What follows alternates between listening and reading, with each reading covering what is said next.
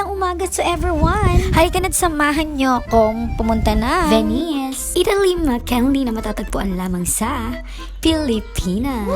From Malolos, Robinson, Bulacan. Ayan, sakay kayo ng P2P, baba kayo ng Trinoma para sa mga commuters dyan. Dahil wala kami service for today, kami ay nag-commute papunta ng Trinoma. Then, sakay kayo ng MRT papuntang Guadalupe. Pagbaba nyo ng Guadalupe, sakay kayo ng minibus papunta ng Venice. So, we're here. Naglakad-lakad lang kami ng content. From dun sa pinagbabaan namin, napakaraming pagkainan.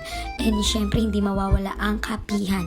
Ang dami ko din pinalampas na kapihan, pero Diyos ko, may isa lang talaga akong nadaanan na hindi ko talaga pinalampas. So, kaya naman, what are you waiting for? Let's go! I-check na natin kung totoo nga talaga na maganda ang kaloob-looban ng Venice. At ito na nga, charan! Wow! Ito na tayo sa loob ng Venice. At makikita nyo naman, as you can see naman, para lang talaga tayong lumulutang na building dito sa gitna ng pool. Charot! Pagpasok pa lang namin is talagang para ka lang talagang nasa Italy. Kahit di pa ako nakakapunta ng Italy. Natakot si Iya.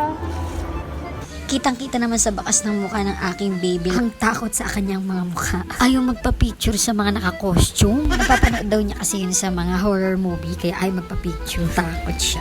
So, ayun guys. So, dumiretso na lang kami dahil ayaw niya magpa-picture. Pero may isa lang talaga siyang hindi pinalampas. Wala nang iba, no? Syempre, ang Pikachu! Wow! Hi, baby!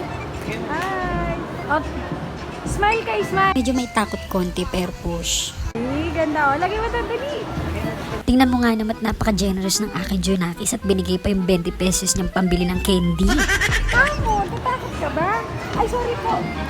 So, pasyal naman tayo dito sa pinakagitna ng Venice. Dito natin matatagpuan yung mga souvenirs, yung mga items na pwedeng mabili dito na pwede mong iuwi sa bahay nyo bilang souvenir. Ayan, tsaka may mga nakapalibot na mga tren-tren dyan na pwede nyo isakay yung mga Junakis nyo. Siyempre, it's my time to shine. Ganda-gandahan tayo for today's video. Kunwari artista. Next naman natin ngayon is pagsakay sa gondola ride. So, ano na? Wala nang patumpik-tumpik pa. Let's go!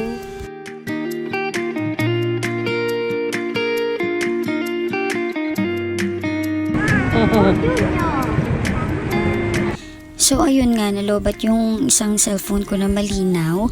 Kaya, eto, nauwi tayo sa malabong camera. So, ayun na nga, confirm na maganda talaga dito sa Venice. Kaya, itry nyo na. Ano pang hinihintay nyo? What are you waiting for? Let's go! Marami ka ding pagpipili ng mga food stalls dito. Meron din Japanese, Italian foods, at etc. Marami ding nagtitinda dito ng iba't ibang foreign foods. Try na rin natin magpajak-pajak para naman ma-exercise yung paa natin. Hindi puro upo-upo kaya tumataba, nagkakaroon ng belbel.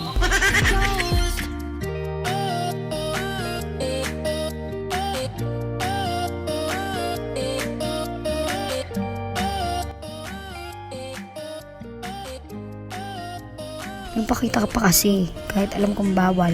Push!